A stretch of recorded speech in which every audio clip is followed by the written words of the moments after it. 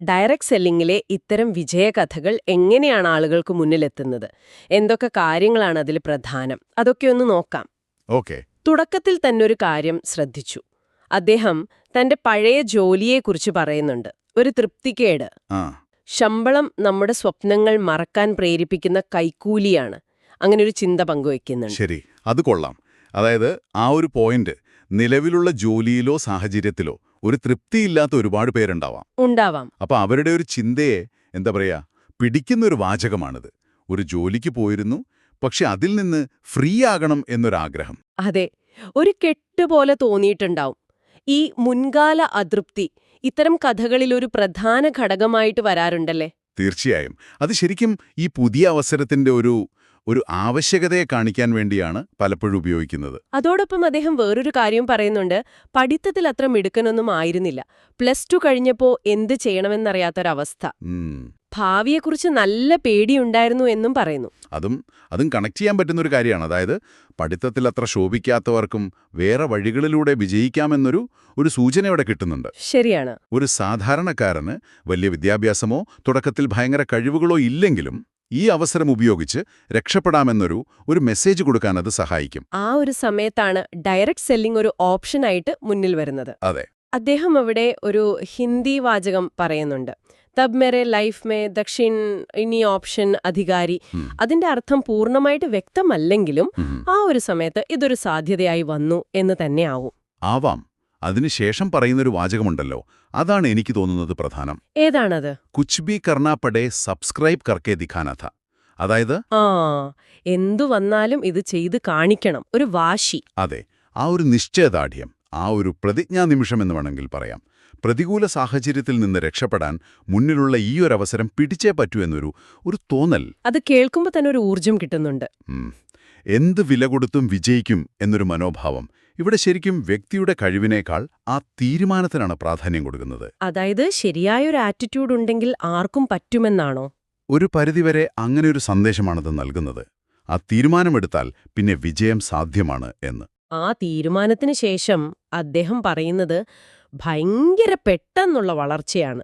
വെസ്റ്റീജിൽ join ചെയ്ത് വെറും 15 മാസം കൊണ്ട് ക്രൗൺ ഡയറക്ടറായി എന്ന്.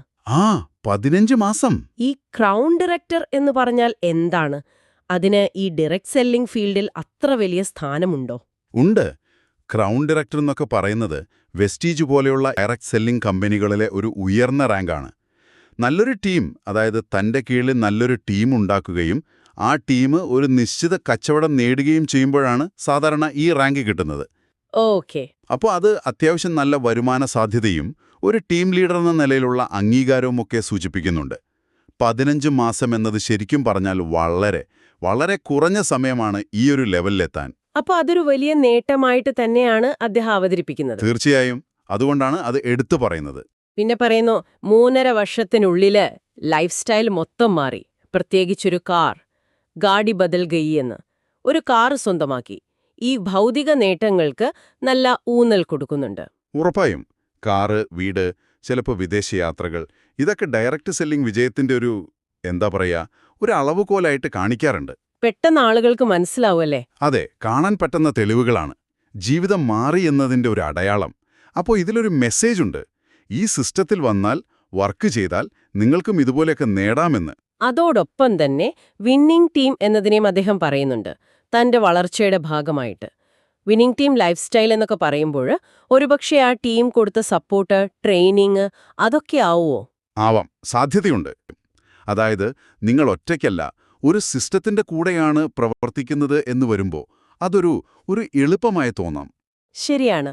ഒരു വഴി ഓൾറെഡി ഉണ്ട്, അതിലൂടെ പോയാൽ മതി എന്നൊരു തോന്നല് വരും. അതെ, ഒരു തെളിയിക്കപ്പെട്ട പാത, ഒരു ടീമായിട്ട് മുന്നോട്ടു പോകുന്നു എന്നൊരു ഫീലും കിട്ടും. പിന്നെ അദ്ദേഹം പറയുന്ന ഒരു കാര്യമുണ്ട്, വെറുതെ പണമുണ്ടാക്കാൻ വേണ്ടി മാത്രമല്ലായിരുന്നു താൻ വന്നതെന്ന്. നല്ലൊരു ലൈഫ് സ്റ്റൈൽ, സമൂഹത്തിലൊരു ബഹുമാനം, അതിനെ ഇസ്സത്ത് എന്ന വാക്കാണ് ഉപയോഗിക്കുന്നത്. പിന്നെ ഒരു സുരക്ഷിതത്വം, സെക്യൂരിറ്റി, ഇതൊക്കെയായിരുന്നു ലക്ഷ്യമെന്ന്.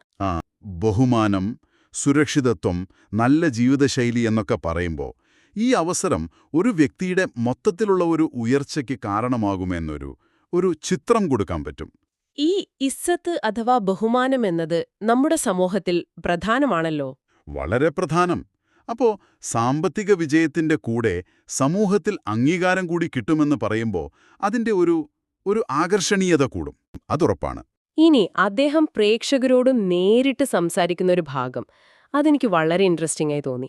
ആ അതായത്, എനിക്ക് പൂർണ്ണ വിശ്വാസമുണ്ട്, നിങ്ങൾക്ക് നിങ്ങളുടെ സ്വപ്നങ്ങളിൽ വിശ്വാസമുണ്ടെങ്കിൽ, നിങ്ങൾ അതിനെക്കുറിച്ച് സീരിയസ് ആണെങ്കിൽ, ഒരു ദിവസം നിങ്ങളും ഇവിടെ ഇരുന്ന് നിങ്ങളുടെ കഥ പറയും. ഇവിടെ വിജയം എന്നത് രണ്ട് കാര്യങ്ങളിലാണ്. ഒന്ന്, സ്വപ്നങ്ങളിലുള്ള വിശ്വാസം. രണ്ട്, അതിനോടുള്ളൊരു സീരിയസ്നെസ്. അതെ. അപ്പോ വിജയം എന്നത് പുറത്തുള്ള കാര്യങ്ങളിലല്ല, നിങ്ങളുടെ ഉള്ളിലാണ്, നിങ്ങളുടെ മനോഭാവത്തിലാണ്, പ്രയത്നത്തിലാണ് എന്നൊരു മെസ്സേജാണ് കൊടുക്കുന്നത്. അത് കേൾക്കുമ്പോൾ ഒരു ഉത്തരവാദിത്തം കൂടി തോന്നുന്നുണ്ട്. ഇത് സീരിയസ് ആയി എടുത്താൽ നടക്കും എന്ന്. തീർച്ചയായും. നിങ്ങളുടെ വിജയം നിങ്ങളുടെ കയ്യിലാണ് എന്നൊരു തോന്നലുണ്ടാക്കാൻ ഈ വാക്കുകൾക്ക് കഴിയും. അപ്പോ ചുരുക്കി പറഞ്ഞാൽ, ഈ യൂട്യൂബ് വീഡിയോയിൽ നമ്മൾ കണ്ടത്, എന്താ പറയാ, വലിയ അക്കാഡമിക് പശ്ചാത്തലമോ അല്ലെങ്കിൽ തുടക്കത്തിൽ വലിയ പ്രതീക്ഷകളോ ഇല്ലാതിരുന്നൊരാള്, ഒരു സാധാരണ പശ്ചാത്തലം. അതെ, ഡയറക്റ്റ് സെല്ലിംഗ് എന്നൊരു അവസരം, പ്രത്യേകിച്ച് വെസ്റ്റീജ് വിന്നിംഗ് ടീം എന്നിവയിലൂടെ ഉപയോഗിച്ച് കുറഞ്ഞ കാലം കൊണ്ട് സാമ്പത്തികമായും സാമൂഹികമായും നല്ല നിലയിലെത്തി എന്ന് അവകാശപ്പെടുന്നൊരാളുടെ വളരെ പ്രചോദനം നൽകുന്നൊരു വിവരണമാണ്. ശരിയാണ്. അതിൽ നമ്മൾ നേരത്തെ പറഞ്ഞപോലെ പല ഘടകങ്ങളുമുണ്ട്. പഴയ ജീവിതത്തിലെ ഒരു അതൃപ്തി, പിന്നെ ഒരു നിർണായക തീരുമാനം, പെട്ടെന്നുള്ള വളർച്ചയുടെ തെളിവായി കാർ, ഉയർന്ന പദവി ഉള്ള കാര്യങ്ങൾ. ഇത്തരം കഥകൾക്ക് ശരിക്കും പറഞ്ഞാല് ജീവിതത്തിൽ ഒരു മാറ്റം ആഗ്രഹിക്കുന്ന ആളുകൾക്ക് ഭയങ്കര മോട്ടിവേഷൻ കൊടുക്കാൻ പറ്റും. അതിൽ സംശയമില്ല. എന്തുകൊണ്ട് എനിക്കും ഇതൊന്ന് നോക്കിക്കൂടാ എന്നൊരു ചിന്ത വരാൻ സാധ്യതയുണ്ട്.